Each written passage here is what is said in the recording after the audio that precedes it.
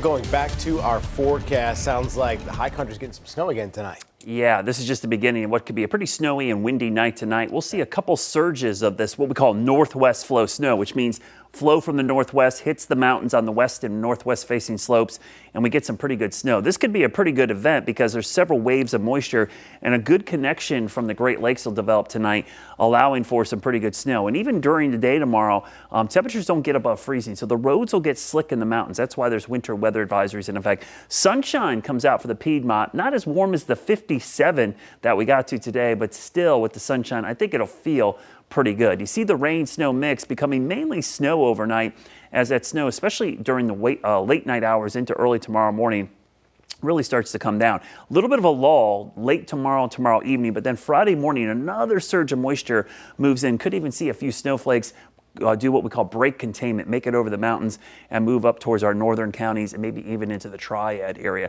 Now, when we look at the alerts, it's basically for the wind and the snow in the mountains, but honestly, the refreeze is an issue as well because the roads are wet right now with some rain. So pretty slick roads up and down the entire chain of the mountains tonight into tomorrow. How much snow are we talking about? Well, we're talking about some pretty good totals, especially in those northwest facing slopes of Avery, Ashe, and Watauga counties. You see some of those hot spots that could be above 6 inches of snow by the time we get to Friday morning with that second surge. The temperatures, they're going to be all over the place. It was warm today.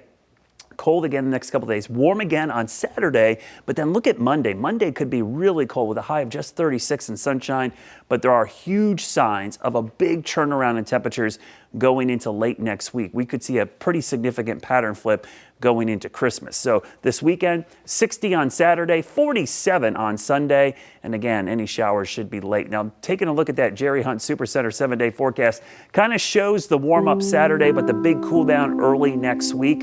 We could show you the 10-day outlook, and you can see signs of much warmer temperatures by the time we get to the end of next weekend. I think we'll be back around 60 degrees as some really warm air moves back into the Carolinas.